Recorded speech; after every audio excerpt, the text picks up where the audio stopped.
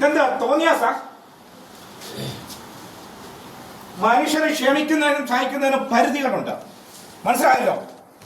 പരിധികളുണ്ട്. അവിടെ മനുഷ്യൻ ചാകാൻ തുടങ്ങുക, ആന കയറി പറഞ്ഞ കത്തിക്കും. രണ്ടാമത് ഇവിടെ നക്സലുകൾ വരും, മനസ്സിലായോ? നിങ്ങൾ എന്താ കരുതിയിരിക്കുന്നത്? എടാ, അവിടെ ജനങ്ങൾ പ്രതിഷേധിച്ച് നിൽക്കുക, ആന വന്നിറങ്ങുന്നത്. എന്നിട്ട് പാവങ്ങളെ എല്ലാം പിടിച്ചോണ്ടെങ്കിൽ പോരുക, എന്നിട്ട് നിങ്ങൾക്ക് യഥേഷ്ടം പ്രതിയാക്കുക.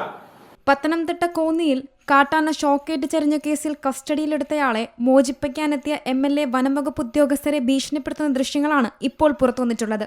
അസഭ്യം പറഞ്ഞ് ഓഫീസ് കത്തിക്കുമെന്നും MLA പറയുന്നതായി ദൃശ്യങ്ങളിൽ കാണാം. സ്റ്റേഷൻ കത്തിക്കുമെന്നും നക്സലുകൾ ഇനിയും വരുമെന്നും MLA ഭീഷണിയിൽ പറയുന്നുണ്ട്.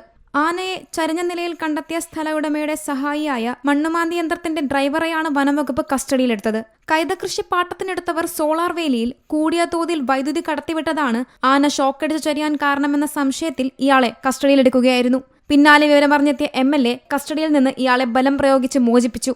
എന്നാൽ അനീതിക്കെതിരെയുള്ള സ്വാഭാവിക പ്രതികരണമാണ് തന്റെ ഭാഗത്തു നിന്നും ഉണ്ടായതെന്നാണ് KU ജനീഷ് കുമാർ MLAയുടെ വിശദീകരണം. ഇത് പക്ഷെ വഴിയെ പോകുന്നവരെ എല്ലാം നിയമവിരുദ്ധമായി കസ്റ്റഡിയിൽ എടുത്തുകൊണ്ട് വരിക.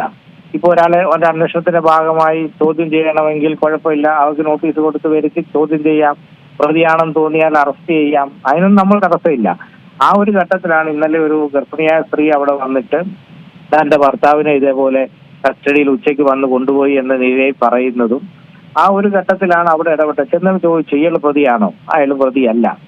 അയാൾക്ക് ഇതിനകത്ത് എന്തെങ്കിലും റോളുണ്ടോ? അയാൾക്ക് റോളില്ല, പക്ഷെ ഇയാളിൽ നിന്ന് എന്തെങ്കിലും വിവരം കിട്ടുമെന്ന് അറിയാൻ കൊണ്ടുവന്നാണ്. ഓക്കെ, കൊണ്ടുവന്നാണെങ്കിൽ അതിന് നിയമപരമായ മാർഗങ്ങളുണ്ട്. ആ മാർഗങ്ങളൊന്നും അവർ സ്വീകരിച്ചിട്ടില്ല. ഞാൻ DYSPയും ജനപ്രതിനിധികളും എല്ലാവരുമായിട്ടാണ് പോയത്. അപ്പോൾ ആ ഘട്ടത്തിലുണ്ടായ ഒരു വികാര പ്രകടനമാണ് അവിടെ ഉണ്ടായിട്ടുള്ളത്.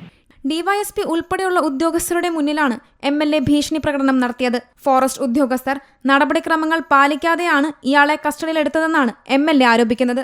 C Malayalam news, Pathanamthitta. ഏറ്റവും പുതിയ വാർത്തകളും വിശേഷങ്ങളും വിരൽ തുമ്പിലറിയാൻ സി മലയാളം ന്യൂസ് എല്ലാ ഡിജിറ്റൽ പ്ലാറ്റ്ഫോമുകളിലും ലഭ്യം.